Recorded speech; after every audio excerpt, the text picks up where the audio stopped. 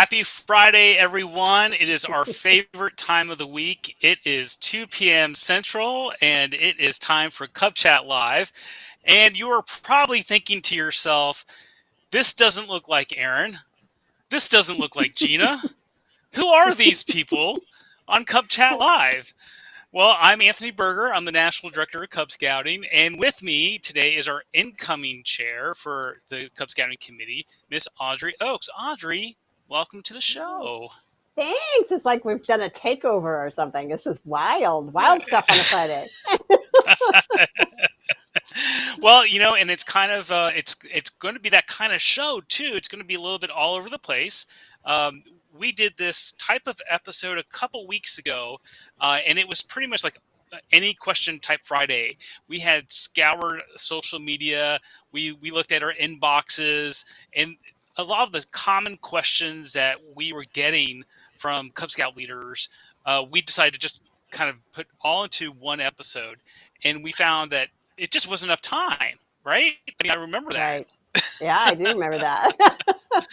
So we went back as promised. There were some questions we didn't get to, so we're going to get to those questions, and then we found some more and some intriguing questions. And when I say we're going to be all over the place today, I mean it. We're going to be all over the place. So hold tight. We've got lots of questions, and I'm going to do my best to monitor questions. So if you've got one that we haven't answered or you think is a hot topic, let us know. Put it in the chat. And behind the scenes is Aaron, who's usually in front of the camera. Today he's behind the camera, and he's helping produce the show. We're all flexing here. That's right. So awesome. We got a shout out to Troop 601, and we are ready to go. So Audrey, here's a buzz that I hear a lot, and it's been a year in the making, which is we made the announcement that we're retiring 19 Cub Scout elective adventures. So tell us the background story of that. What's going on with that, and what's the status of all this, and what came to this decision?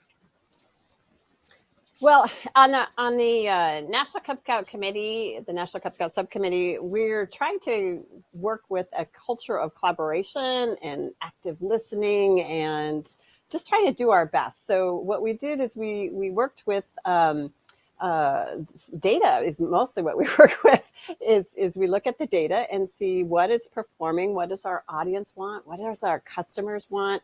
And then there are some business sides of things also and how things are performing. And so we looked at all those things and we determined that there was 19 adventures that were 10% or less of the people were actually engaging in. And so the decision was made to retire them.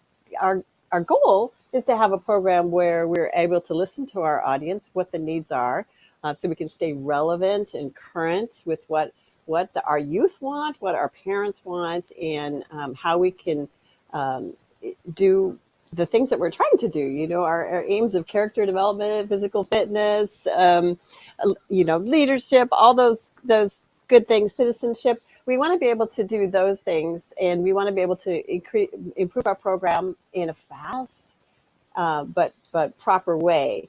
And so looking at the data right is something that we're going to be doing ongoing. And as things are not performing or not meeting the goals that our audience wants, then we will retire them. And as we find and develop and have the chance to make new things, then we will add them as they fit the program, but not just to do something, but to fit the actual needs of the program, if that makes sense. Yeah, it's one of those things where we look at lots of data points. Yeah, it's not just, one point, right? But a major leading factor for me when I looked at the data was, really when 90% of the people who could earn the adventure, right, choose not to, right? They decide for whatever reason, right? We didn't get into that. But we would like to make sure that adventures are relevant, and you can't really be relevant if you don't have a process for change, right? And keeping up with those interests. Now, that's a big difference to me, and I don't know if you feel the same way. Elective adventures, they're just that, right? They're electives, right? They're not delivering the aims and methods of the Cub Scouting program. They're in alignment with them, but that's not really how we're delivering those outcomes or expecting those outcomes. And so those should be topical and timely. So, all right. Absolutely. Thank you for that. We got some shout outs. Troop 5 from Harlem, New York City. Hey, Troop 5. Good to see you guys. And we've got a question about are they going to issue new handbooks? We do have kind of hot off the press. Some may have already seen last fall, fourth quarter of last year. We're running low in the Bear and Weeblo's handbooks, so we went ahead and removed those elective adventures. Some people saw those in some markets as we're selling through inventory, and I just pushed the button like 2 weeks ago on the revision for the Tiger and Wolf handbook, which also will have those elements removed. And that leads me to another question that we often get. That's about cyberchip. And I'm going to throw Audrey off a little bit because that's question 7, not question number 2 on our list of what we had. But I know she can bounce around.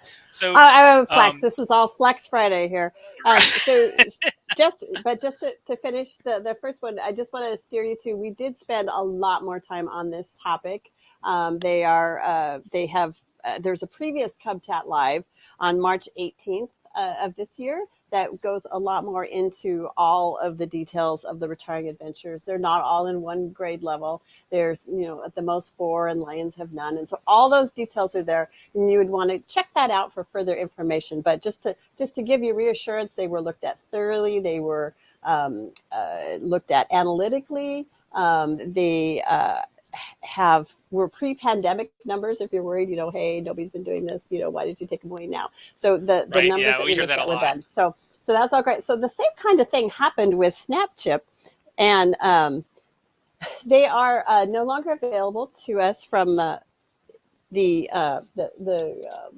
partner. And so, but we listen to our audience, which again is what we're trying to do super hard through our data points and our surveys and anything. And if you get a chance to answer a survey, please do send that information in, Yes. because we are seriously listening to that. But we listened to our audience, and they loved this adventure, this pre-adventure and preview adventure. And so we decided that we're going to keep the preview adventure, but just not have the partnership. The company was not able to continue with us. So there are lots of other things you can do for modular design. You can use other things, Legos and other off-brand type Legos and other things. They're all available. So that is still is up on our preview elective website, on the section there, and you can still do the adventure and have a great time. It's just the actual snap chips will not be available. Hopefully that answered his question. Yeah, right. And so in our handbooks, we haven't made the decision to put any new electives in yet. Retiring those 19 elective adventures, the common question is, what are you going to replace them with, right? And can you talk a little bit about that philosophy of the retirement, and then not having 19 new electives to backfill those up with? What? Right. Walk us through that. So the philosophy there is similar to what I alluded to in the first question, is that we're purposefully looking for, we're not just adding to add. We're adding, does this fill a need or a gap or something that's missing? Is this something we would like to make as part of our premier education program? This is non-formal education. And so how are we doing that? We're doing it through our required adventures and through our elective adventures. So we're not going to be in the mode just to add, but yes, we are looking to refine and add as good chunks of information as we find them, and that they fit into those goals. And we want to be able to do that quickly. And the word is agilely is a more formal name, but really it just means being able to look at things, review it continually, and get feedback so that you're on the right track. So that's the ongoing message. Yes, and thanks for clarifying that, because some folks they they think that there's some magic number of having, like, we have to have 13 elective adventures for Wolf, or we have to have 15, and so if we take 5 away, we need to add 5 more, or 3 away, we got to add 3 to make that magic number. And I love the way you said that, right? We're not going to add for the sake of adding, right? And everyone is aware of the organization's current challenges that we're still in and that we're still facing. So those were unforeseen circumstances. It was almost like the perfect storm. We had 3 really big issues that are facing the organization that aren't all the way clear through yet. And so a lot of these things that we had planned to be able to move forward with, we just weren't able to. And that's where we are. We're being flexible, right? And we're just being prepared so that when the time comes and we're able to, address these gaps, if you will, as Audrey said, and roll out some new adventures, we will. But we don't have a timeline on that, and we wish we could tell you. Right. If we could, I guess we would. Right? The bottom line is we're trying to listen. We're using data to listen, and we're also looking at what is the program as a whole, and all decisions are made kind of around that. Mm-hmm.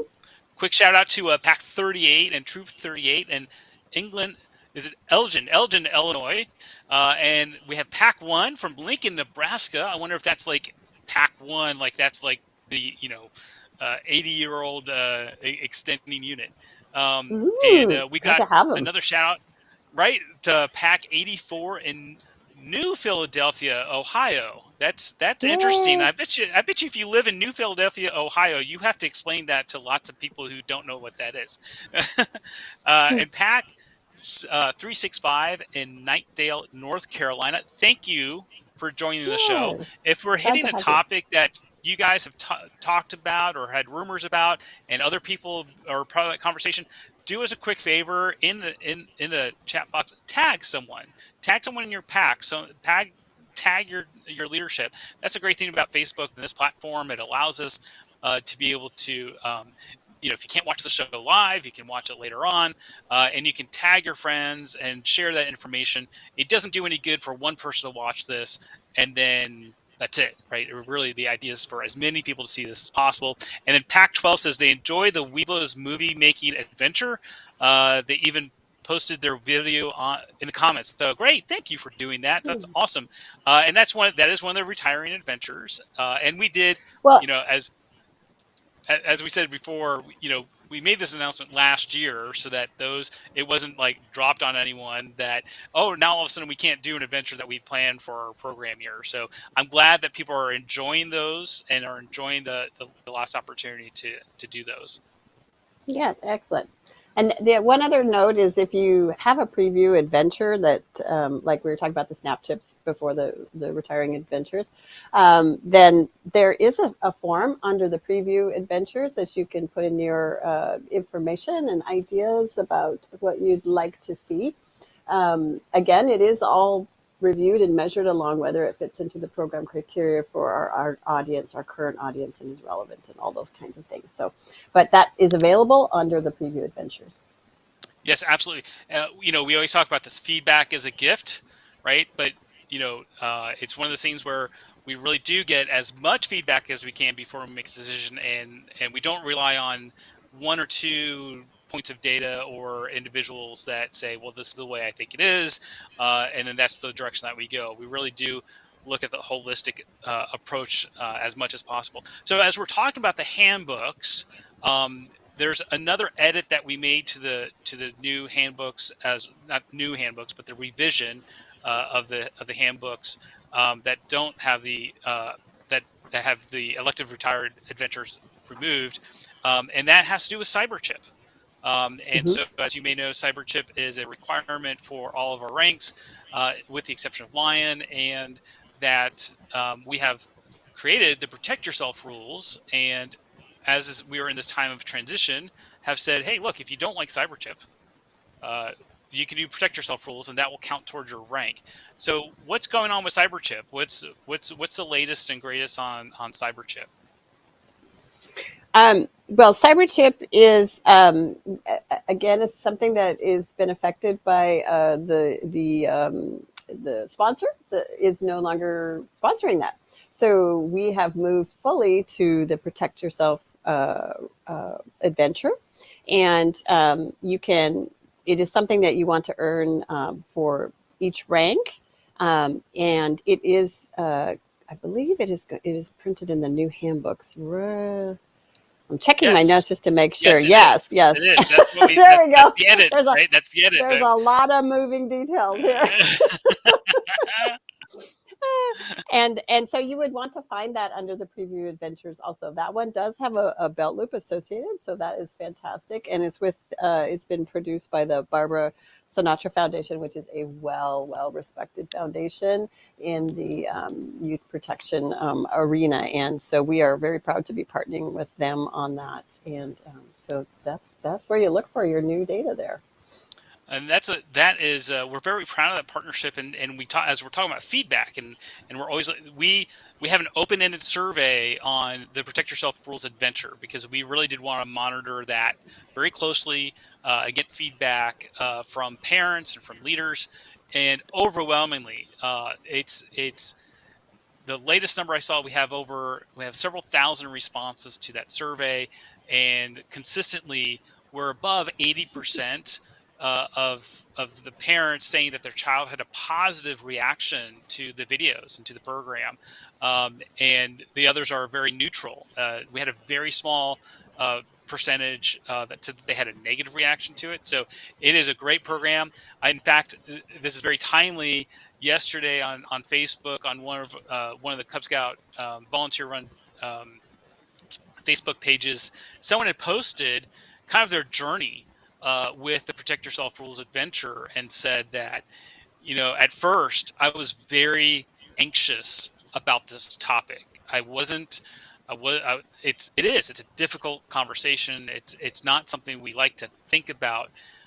But they said, when I saw the videos and I saw the den meeting plans and I saw the activities connected with it, and it demystified it, it's not presented in a scary way. It's not designed to be scary. Scary doesn't work. It's designed to be informative and impactful, and really teach the lessons of the Protect Yourself rules. So if you haven't seen it, parents are recommending it and saying that they love they love the way it's being presented, and how challenging it is to present that kind of material in a way that isn't going to cause a negative reaction with kids and parents.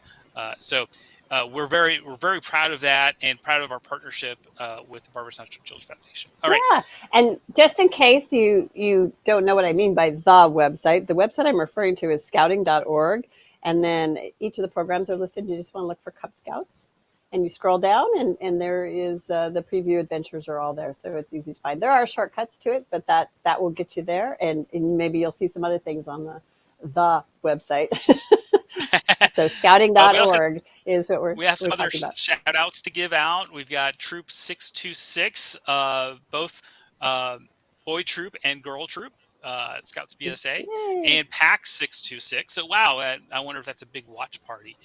Shout out to our family pack in 530. That's in Colin DeVille, Louisiana. And here's one of my favorite places, Pack 10 in Tallahassee, Florida. Go Knowles. Good to see you guys on, and thanks for joining us.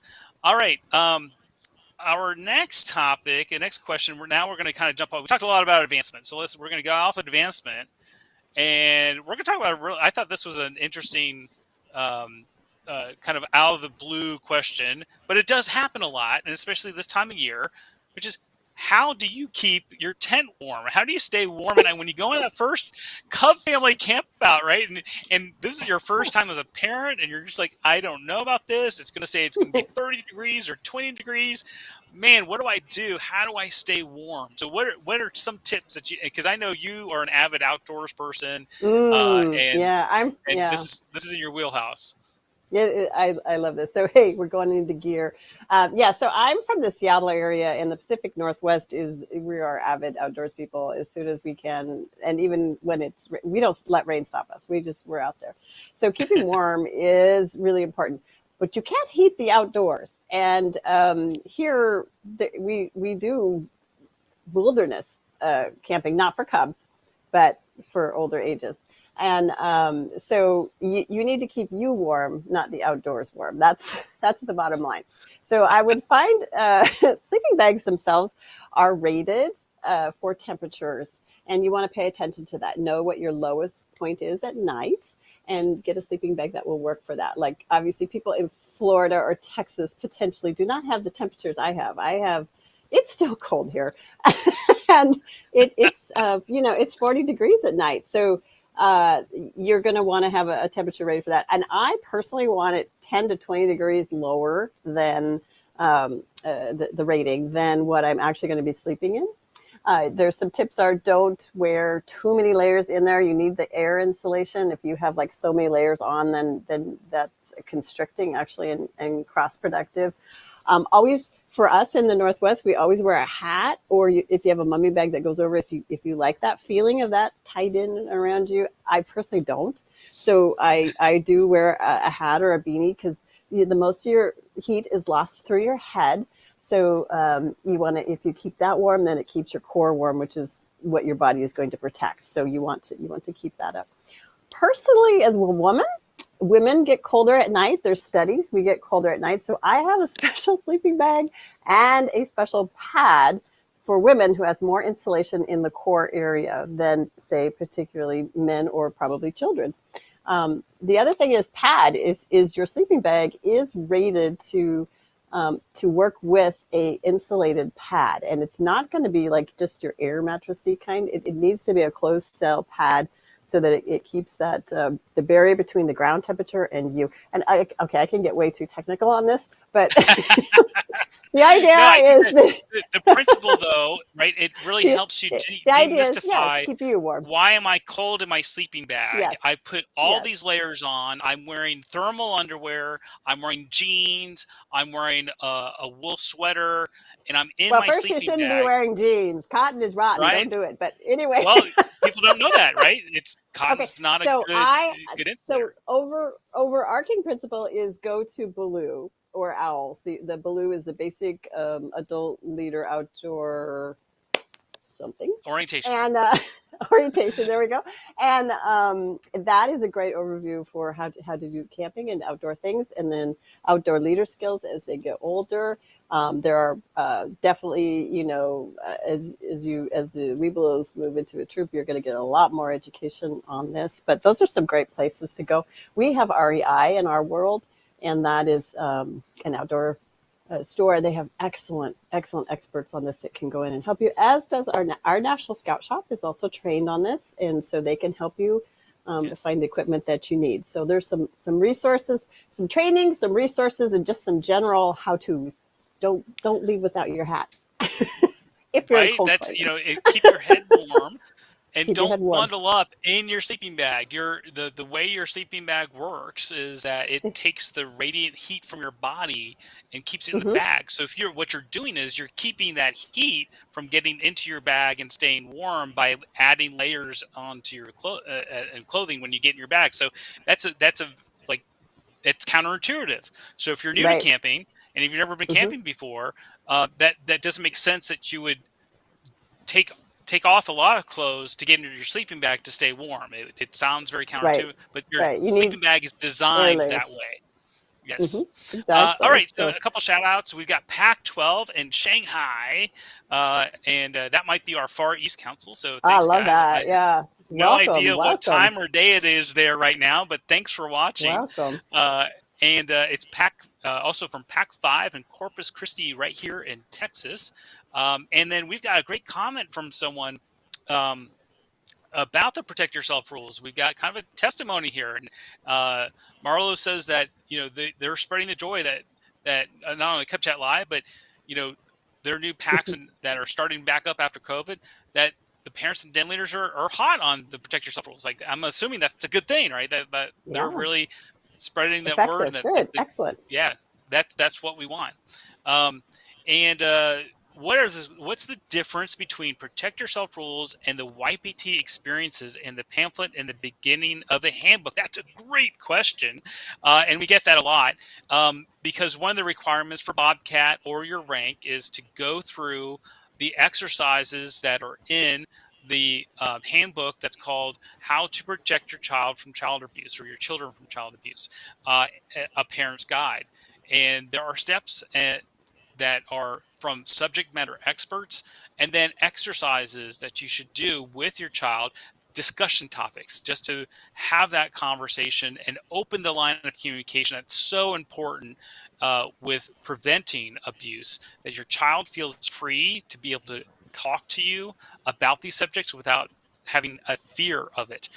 And so those exercises are in there. The protect yourself rules are a little bit different. There's some overlap, but that overlap is good. It's intentional, because whenever you see overlap in something like that, that means that is a topic or something that is a great preventative measure, or is a way to really help reduce the risk of child abuse. And when we talk about child abuse, we're not just talking about one form of abuse. The pamphlet also talks about the different forms of child abuse. And then the protect yourself rules also, that's child facing. That is designed for your child, very customized for Cub Scout age children, where the handbook, of course, is directed towards you as a parent. And so don't skip over that. That's there's a reason why that's a requirement. It's a difficult conversation to have with your children. I'm a professional scouter, been doing this for a long time. When my son joined Cub Scouts, my wife was like, "This is a really hard conversation." I said, "Yes, but we need to have it." And we're glad we have, and we've been able to continue that in their teen years as well, have that open line communication. So, Yeah. all right. And I'm the volunteer, and we want to keep you safe. That's the bottom line. Absolutely. All right. Shout out to Troop 5678, 5678. And 5679 in California. Pack 30. We got a new Cub Master who's joining on the fun. So welcome, new Cub Master of Pack 30. Welcome. We're so glad you're here. We're so glad that you have agreed to take on that commitment to be Cub Master. And we are here to help you build your pack community. So go back and past episodes of Cub Chat Live. We also like to show, we've got roundtable videos on scouting.org. All you got to do is do a word search for Cub Scout Roundtable, and you'll find those. So we're here to help you and help you build that pack community and have a great time for you, your child, and your community. So thanks for stepping up. We got to thank you for the webcast. We're happy to do this. I'm in the PCC. Well, this is one thing about scouting, Audrey. You and I have been doing this for a long time. We love acronyms. We can't help ourselves but have these acronyms and shorten things. So I don't know where PCC really is, but that's Pac 12. Oh, it is. Okay, so that's Shanghai, China. Getting info and latest news to share. In that council. Yep. The Pacific something Council, I'm going to guess.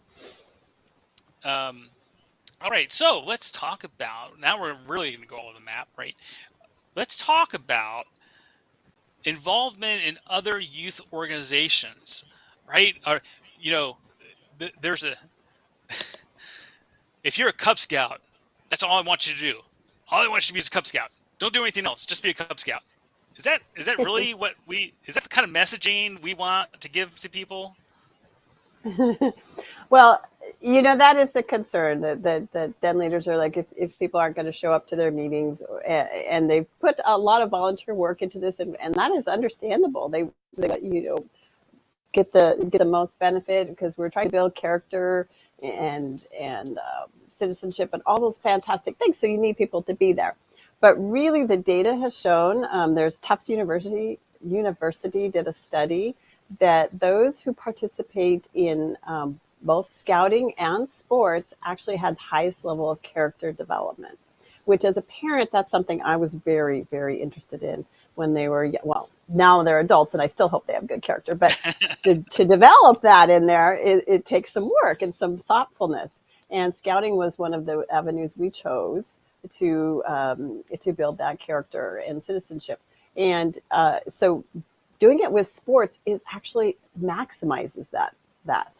The study did not go into other things, but if you're in scouting and sports, that's a great thing. Now, I do understand as families, that's hard to balance that. And so we've tried to, again, make the Cub program as as simple. Our taglines are fun, simple, and easy, and so that's what we're working towards, is making that fun, so they want to be here, and then simple and easy to do, so that they can get the most out of the program for the time that they are able to commit. So I wouldn't be afraid of both sports and Scouts together. In fact, that is actually a nice complement. It is a little schedule challenge, but Cubs do their best. They can do a lot of work at home with parents signing off of their, verifying that they've completed the activities. So don't make that a blocker for them. It's actually a great thing. Yeah, right. I mean, the idea is that you're learning lessons like leadership and character, and it doesn't do any good just to keep that internal, right? You want to share that, and you want to, experience that, especially when you get older, right? I was a patrol leader. Well, can I be the team captain, right? Can I transfer that leadership that I Right. learned in scouting into real life, where scouting How to is work kind in of that small groups, incubator? and right. Yeah, it's a How to work test with ground, small right? groups, It's a test diverse ground. people, and yes, All right. exactly. We have, let's see, we've got some other questions here. We got a shout out for Blue. Someone says, all right, Blue's great. So if you don't, again, we love acronyms. So Yeah. that is Basic Adult Leader Outdoor Adult. Orientation. And that is a overnight. There's two parts to it. There's a online training, and then you go overnight, because, the idea is to teach you how to do an overnighter with Cub Scouts. It's not to teach you how to be an outdoors person.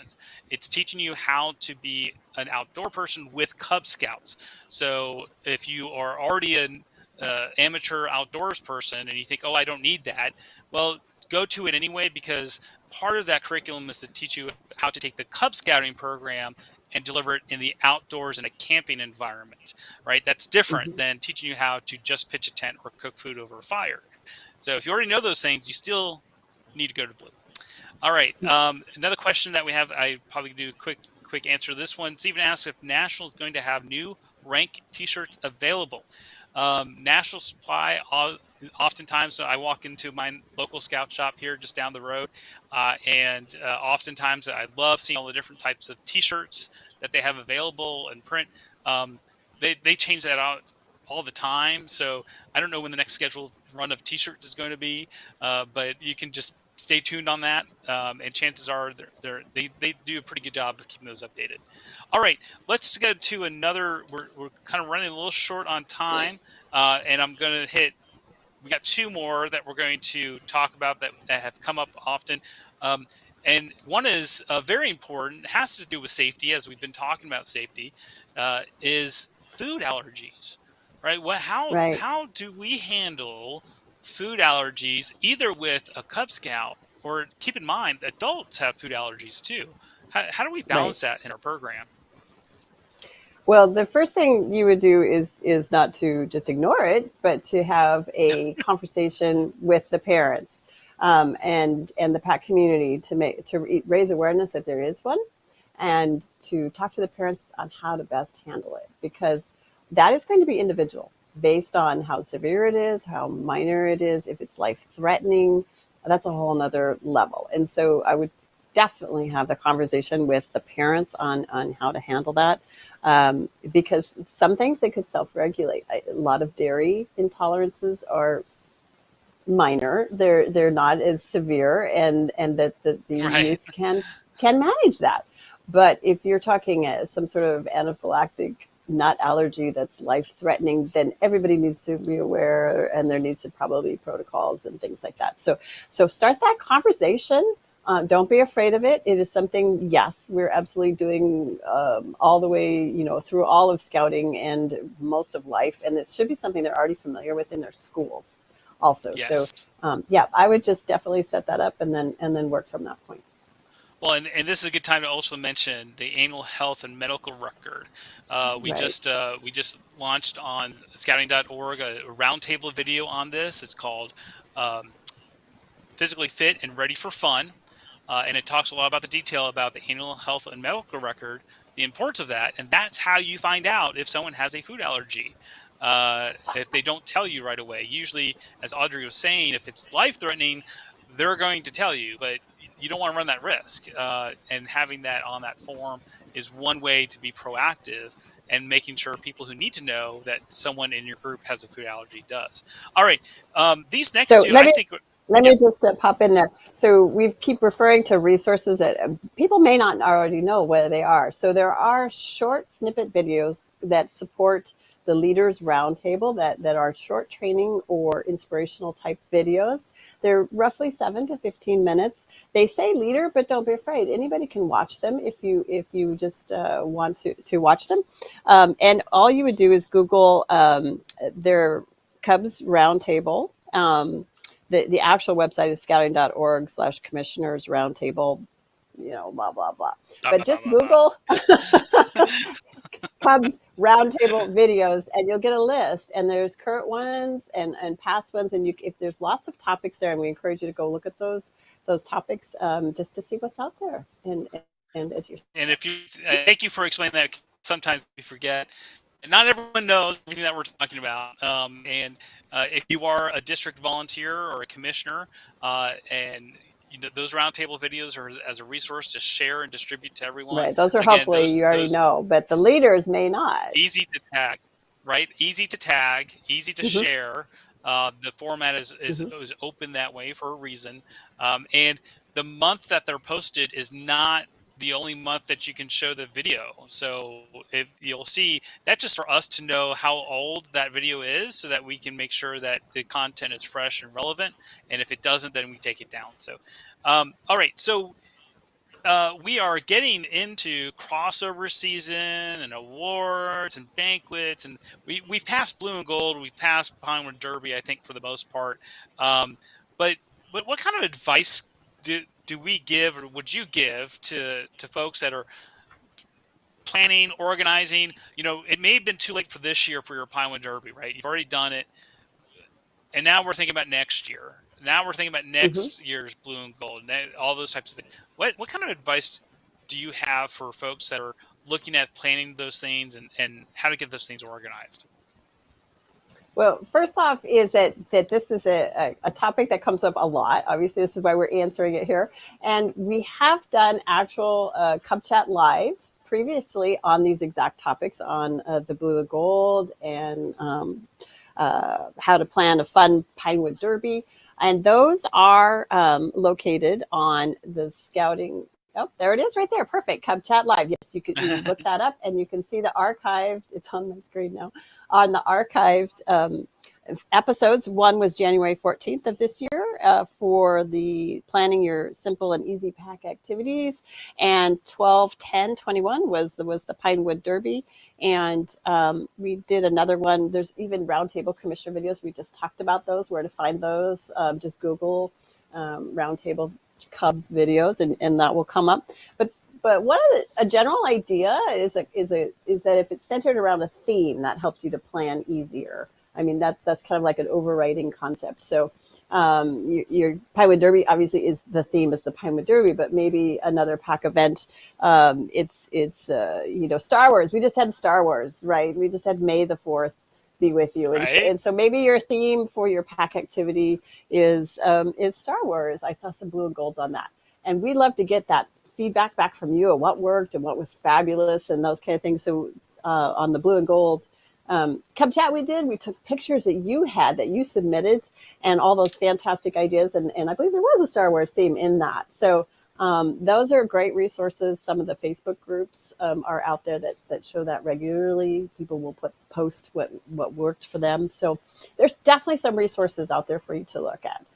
But overall, I would choose a theme, and then it makes things fall into place easier. Yeah, it does. Now's the time to start planning, right? If you just had the event or still fresh in your mind, walking through, okay, what worked, what didn't work. This is not. This is what we teach in scouting. This is definitely what we teach older youth in scouting and Scouts BSA. Stop, start, continue. Thorns and roses, whatever you want to call it. It's a time of you evaluate after you've executed a plan to write it down, make notes so that it can improve next time, Right. and have this continuous improvement. It's what works, what didn't work, and what would you do again without the acronyms that we just used. So That and also, a planning conference is a great place to start. That your committee should be working on a planning conference once a year. What would like to do? What are the dates and maybe the themes? And then that gives you lots of time to kind of come together. And find those other parent volunteers, which is a whole nother Cub Chat on, everybody Right. should be helping. It shouldn't be just one or two people, everybody should be helping. Somebody can bring the punch. Somebody can, make the decorations. Spread that load out. That's how you find your new leaders. Get everybody involved. So that was like 5 Cub Chat lives, all in that sentence. That was, we talked about, and we are using this term because we learned from you. We learned from the audience. This term pack community kept on coming up time again with successful packs. And what that means when we talk about a pack community, that means, look, strip away titles, you strip away volunteer, parent, leader. We are here as a community to provide Cub Scouting to our kids, and we're going to work together to make that happen, regardless of titles and roles and so forth. And we get together, we enjoy our company as adults, right? It's good for us to have peer groups and enjoy each other's company and have fun, as we're Mm-hmm. putting on fun things for our kids, right? That is a Mm-hmm. true pack community, and that's what we're talking about when we say that. And so that to me, if there's a silver bullet in Cub Scouting, that's it, right? If you've got a good pack community going on, there's nothing that you guys can't uh, can't figure out and make awesome. All right, well, Audrey, we're out of time. Yeah, We we are probably we are should coming close up. it out. You, I know you and I we could be here for easy 2 or 3 Quite a hours while. and sit here and just answer questions. Well, yeah, Audrey's like, you could, maybe not me, but thank you so much for being our Oh, you're special welcome. guest I just want today. to, review that there are resources out there for you. So the scoutingmagazine.org, scouting.org is where the Cub Scout website is. Google Commissioner Roundtables. Your pack communities are fabulous out there on some of the social media things. So there are definitely resources for you out there. And I just like to leave that and encourage you with that. Yes, and we have lots of different platforms because people, like absorb communication differently in different ways. So that's why we have these kind of different platforms that you can choose from. And let us know. Let us know how we're doing. Let us know what you like about things and future There you go. topics, especially for Cub Chat Live. We're always looking for future topics as well. Um, Keep the conversation going. Just because we're ending our show live doesn't mean that you can't tag and post someone. They can watch it later on and share information. You've got some good information here. Share that information with others in your pack. That is it for us today. Thank you so much, Audrey. You've been Yeah, it's been fun fantastic being as here. Thanks, usual. Anthony. Uh, and a good shout out to Aaron Durr, who's behind the scenes, who's doing all the great video production for us. Thank you, Aaron. And we will see you next week. Thank you. Bye bye.